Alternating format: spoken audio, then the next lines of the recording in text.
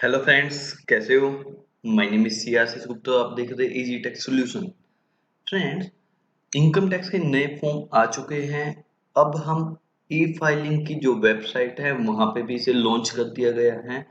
आज हम सीखेंगे कि आइडिया वन कैसे फाइल की जाती है, क्योंकि पिछले साल का जो फॉर्म था, मतलब ये जो असेसमेंट ईयर 19-20 का फॉर्म है और असेसमेंट ईयर 2021 के फॉर्म में काफी डिफरेंसेस हैं। देख लेते हैं फ्रेंड्स क्या क्या चेंजेस किए गए हैं। चलो फ्रेंड्स स्टार्ट करते हैं।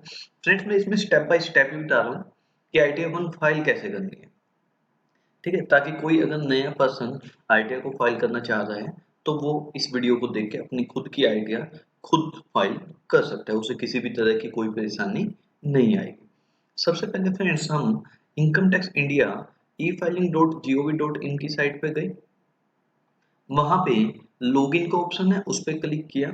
फिर यहाँ पे हमने अपनी यूजर आईडी पासवर्ड डाल दिया। ठीक है, ये हमने यूजर आईडी पासवर्ड डाल दिया। फिर हमने अपना कैप्चा कोड डालना है, Q3Y। ओके, फिर यहाँ पे कंटिन्यू करना है। एड्रेस को स्किप कर दो। अपडेट प्रोफाइल डिटेल का क्या करना है आपने। ठीक है, ई फाइल पे जाते हैं। ई फाइल में ये जो है थर्ड ऑप्शन ई फाइल का, इसके अंदर हम इनकम टैक्स रिटर्न पे जाएंगे। ठीक है, एक फ्रेश आइडिया मैं आपको भरनी सिखाता हूँ। असेसमेंट ईयर क्या सिलेक्ट करोगे? 2021। Idea phone number idea one. हम आइडिया वन फाइल कर रहे हैं। आइडिया वन किस किस के लिए होती है? अगर आपकी इनकम सैलरी से हो, या फिर हाउस प्रॉपर्टी से, या फिर अदर सोर्सेज है। अगर इन तीन हेड से अगर आपकी इनकम आती है तो आप आइडिया वन को फाइल कर सकते हो। ठीक है, ये हमने अपनी रिटर्न का फॉर्म सिलेक्ट कर लिया, कौन से साल के लिए किया है वो कर लिया, और ये हमारा आइडिया वन ओपन हो गया। अब आ जाइए पार्ट ए, जनरल इंफॉर्मेशन। सबसे पहली टैब क्या थी? इंस्ट्रक्शंस। इसको छोड़ दीजिए क्योंकि मैं खुद ही सिखा रहा हूँ आपको। अब चलिए पार्ट ए जनरल इंफॉर्मेशन में। पार्ट ए जनरल इंफॉर्मेशन में सबसे ऊपर वाले जो हेड है, इसके अंदर तो आपको अपना नाम, address, email ID, mobile number, ठीक है, आधार नंबर, ये सब भरने हैं। नीचे वाले पार्ट में चलते हैं। नीचे पार्ट है जनरल इंफॉर्मेशन में, एक तो है नेचर ऑफ एम्प्लॉयमेंट। इसे देखते हैं। जब हम इसे देखते हैं तो पता चलता है कि अगर आप जॉब करते हो सेंट्रल गवर्नमेंट के अंडर तो सेंट्रल गवर्नमेंट सिलेक्ट करना है, स्टेट गवर्नमेंट के अंडर तो स्टेट गवर्नमेंट सिलेक्ट करना है, पब्लिक सेक्टर अंडरटेकिंग में जैसे कि बैंक्स तो पीएसयू सिलेक्ट हो जाएगा। अगर आप पेंशनर है, मतलब कि आपकी पेंशन वगैरह आती है, तो पेंशनर पे सिलेक्ट हो जाएगा। अगर आप प्राइवेट जॉब करते हैं तो अदर्स सिलेक्ट हो जाएगा। और अगर आपकी सैलरी से कोई इनकम ही नहीं है तो नॉट एप्लीकेबल सिलेक्ट कर देना। अब मान लीजिए फ्रेंड्स, मैं प्राइवेट जॉब करता हूँ तो मैंने यहाँ पे क्या सिलेक्ट कर लिया? अदर्स सिलेक्ट कर लिया। फिर उसके बाद पूछता है कि आप कौन से सेक्शन में अपनी रिटर्न फाइल कर रहे हो। कौन कौन से सेक्शन दिखाए हुए हैं? सबसे पहले तो सेक्शन दिखाया हुआ है उन्होंने 139(1). मतलब कि फ्रेंड्स, अगर आप अपनी ड्यू डेट से पहले अपनी रिटर्न को फाइल कर रहे हो तो 139(1) सिलेक्ट होएगा। इस बार की ड्यू डेट क्या है? 30 नवंबर। अगर आप ड्यू डेट के बाद फाइल करते हो तो 139(4) सिलेक्ट होएगा। अगर आपने ओरिजिनल रिटर्न भर दिया लेकिन उसमें किसी तरह की कोई मिस्टेक रह गई थी तो आप 139(5) में जाके उसे रिवाइज भी कर सकते हो रिटर्न को। और मान लीजिए फ्रेंड्स, आप अपनी रिटर्न को ही फाइल करना भूल गए। ठीक है, आपका जो टाइम पीरियड था वो भी एक्सपायर हो गया, तो आपने कमिश्नर ऑफ इनकम टैक्स में कंडोनेशन ऑफ डिले की रिक्वेस्ट डाल दी, उन्होंने एक्सेप्ट कर ली, तो आप 119(2)(b) में भी जाके अपनी आइडिया को फाइल कर सकते हो। तो फ्रेंड्स, अब तो हम 4 जून 2020 को रिटर्न फाइल करते हैं अपनी 31/3/20 के लिए, तो ऑन और बिफोर ड्यू डेट वाला सिलेक्ट हो जाएगा। फ्रेंड्स, ये चेंज किया गया है इस साल। ये पूछता है, सर आप ये बताइए कि आप अपने income tax return under the 7th provision to section 139(1) में भर रहे हो? 7th प्रोविजन टू सेक्शन 139(1) में। मैंने कहा ये क्या होता है सर? उसने कहा कि 7th प्रोविजन टू सेक्शन 139(1) ये कहते हैं कि अगर आपकी इनकम 2.5 लाख रुपए से कम भी क्यों ना हो, मतलब कि आपकी इनकम टैक्सेबल लिमिट से कम क्यों भी ना हो, तो भी आपको रिटर्न फाइल करनी पड़ेगी अगर आप इन 3 कंडीशन में फुलफिल होते हो। इन तीनों में से अगर किसी भी एक कंडीशन में फुलफिल हो गए तो आपको रिटर्न फाइल करनी होगी। मैंने पूछा कि सर 3 कंडीशन कौन कौन सी है? उसने कहा नंबर 1, अगर आपने अपने करंट अकाउंट में एक या उससे ज्यादा करंट अकाउंट में 1 करोड़ रुपए से ऊपर जमा किया हो, ठीक है, या फिर आपने फॉरेन में घूम के आए हो और 2 लाख रुपए से ऊपर का ज्यादा खर्चा करके आए हो। तीसरा, आपने इलेक्ट्रिसिटी कंजम्पशन आपके घर की 1 लाख रुपए से ज्यादा है, ठीक है। अगर आपने 1 लाख रुपए से ऊपर बिजली पे खर्च किया है तो आपको रिटर्न फाइल करनी पड़ेगी। मतलब कि फ्रेंड्स, अगर मैं ये कहूँ, अगर आपकी एग्रीकल्चर इनकम भी है और आपने अपने गांव में एक बड़ी सी कोठी बना रखी है और आपका बिजली का बिल आ जाते हैं 1 लाख रुपए से ऊपर का ज्यादा पूरे साल में, तो भी आपको रिटर्न फाइल करनी पड़ेगी, बेशक आपकी एग्रीकल्चर इनकम के अलावा कोई इनकम नहीं भी है, ठीक है। तो फ्रेंड्स, अच्छा, इसमें यस तभी सिलेक्ट करना है अगर आप इन 3 प्रोविजंस की वजह, इन 3 कंडीशन की वजह से अपनी रिटर्न फाइल कर रहे हो। अगर आप इन 3 कंडीशन की वजह से नहीं रिटर्न फाइल कर रहे, आप तो नॉर्मली वैसे फाइल कर रहे हो, तो नो पे सिलेक्ट करेंगे। तो मैं तो इन 3 कंडीशन की वजह से नहीं, मैं तो वैसे ही 2.5 लाख रुपए से ऊपर इनकम है, तो मैंने यहाँ पे नो सिलेक्ट कर लिया, ठीक है।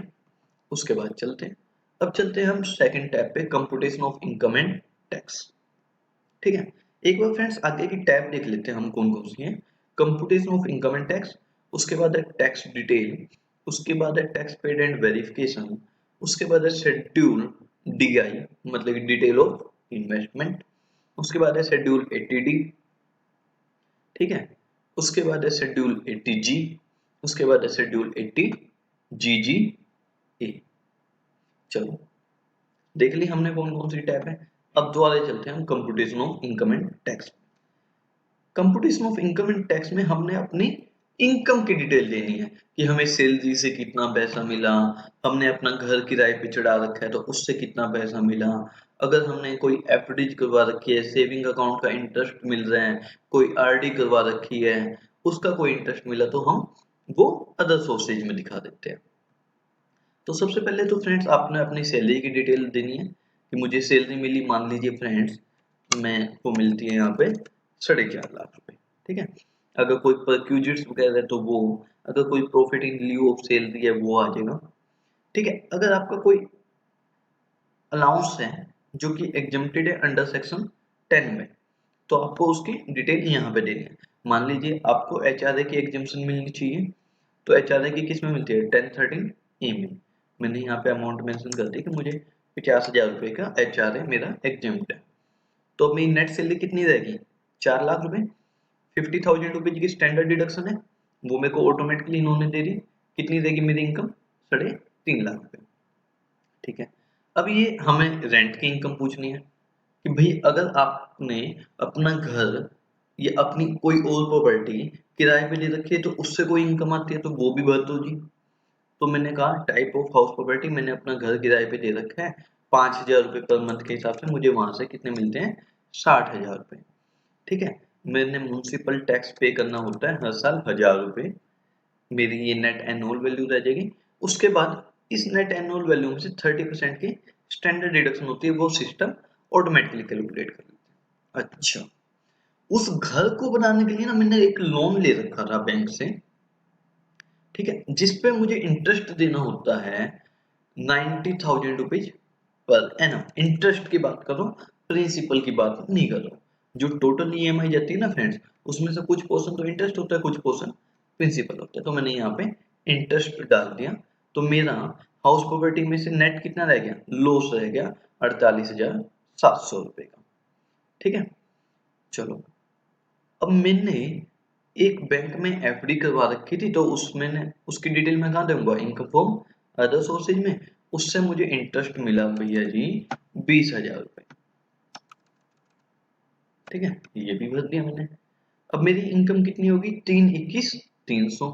और जानते हो फ्रेंड्स आप कि 321,300 पे अपना कोई टैक्स बनेगा नहीं, क्योंकि वैसे तो 2.5 लाख रुपए तक एग्जम्प्ट है, लेकिन इन्होंने क्या रखा है कि अगर आपकी इनकम 5 लाख तक रहती है तो हम आपको रिबेट दे देंगे 87A में।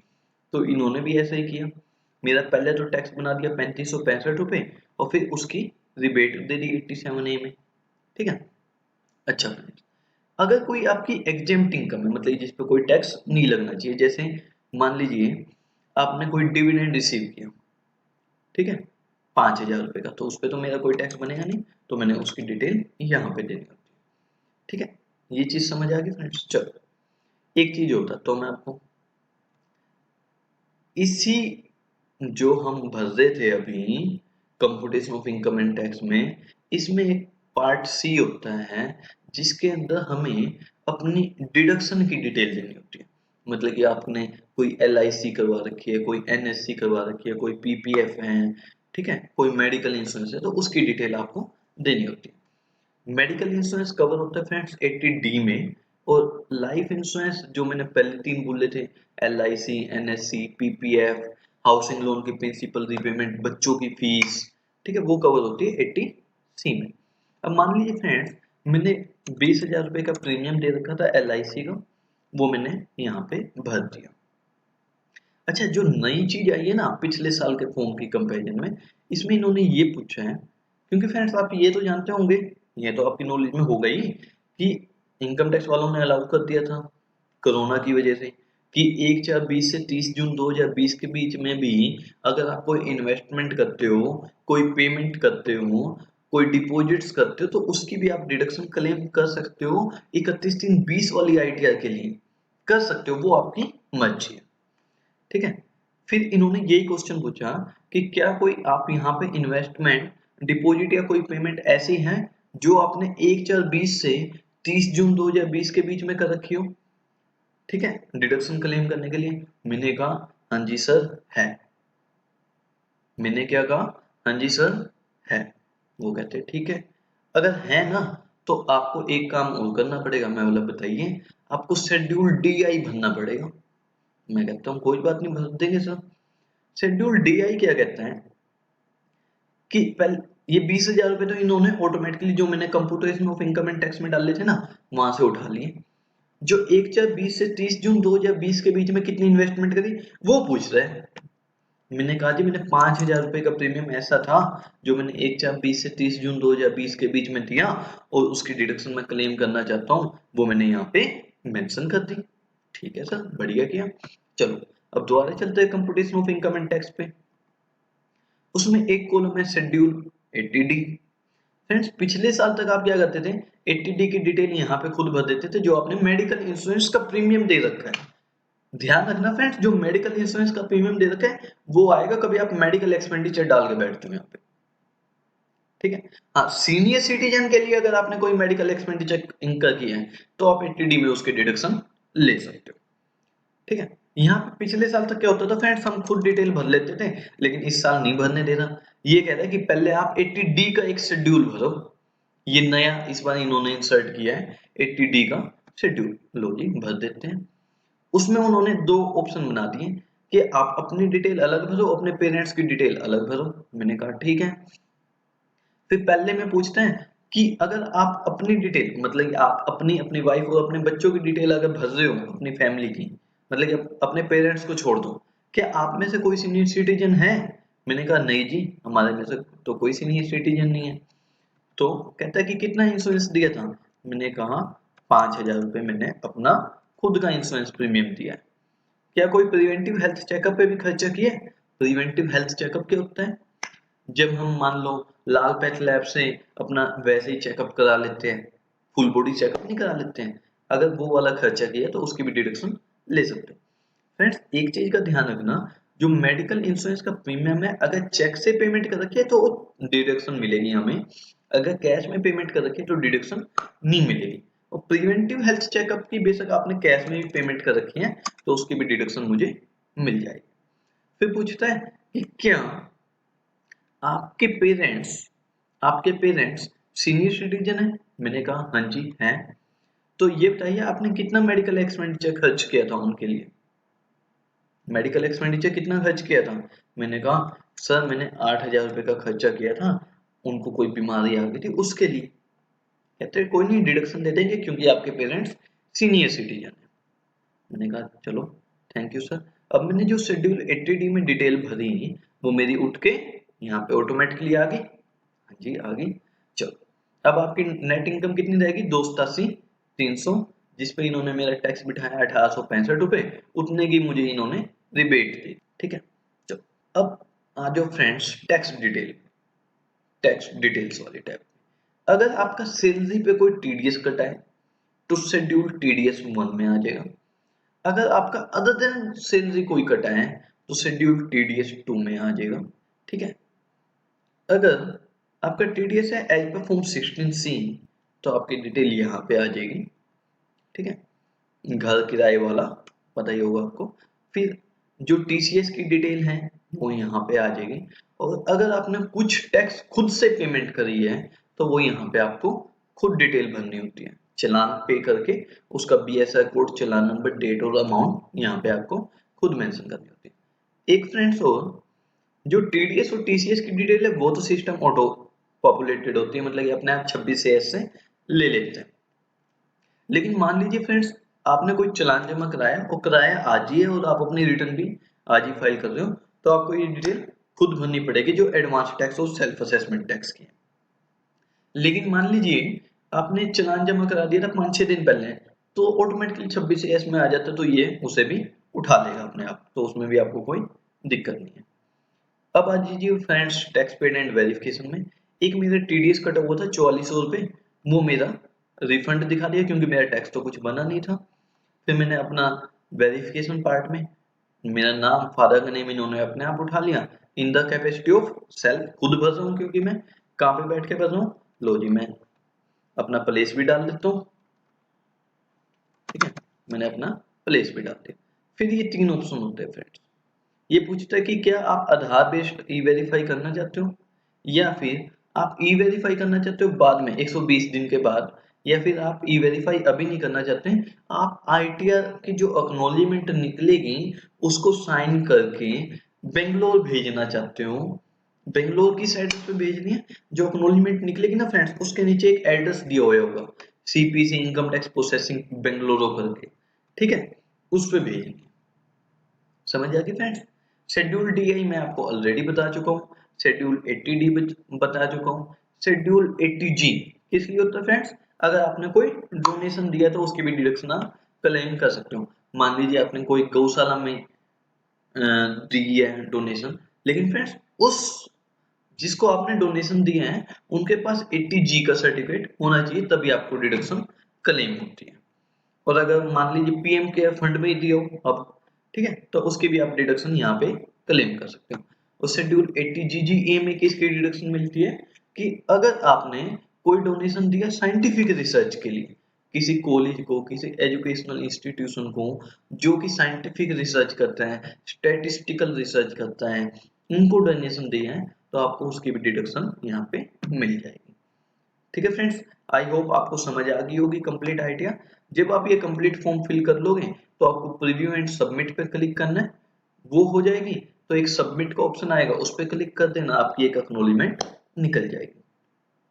ठीक है फ्रेंड्स, समझ आ गई आपको आइडिया 1 कैसे बननी है। चलो, अगर फ्रेंड्स मैंने आपकी हेल्प कर दी, थोड़े से भी पैसे आपके बचाती हूँ, तो वीडियो पसंद आई है तो एक तो लाइक कर देना, चैनल को सब्सक्राइब जरूर करना फ्रेंड्स, और ज्यादा से ज्यादा शेयर करो ताकि बाकी पर्सन्स भी अपनी आइडिया खुद ही फाइल कर सकें। खुद नहीं फाइल कर सके, कम से कम उन्हें बेसिक आइडिया पता चल जाए कि फाइल कैसे होती है, ताकि वो अपने सीए के साथ, एडवोकेट के साथ बैठ के आराम से डिस्कशन कर सकते हैं इस बारे में। ठीक है फ्रेंड्स, ओके, थैंक यू।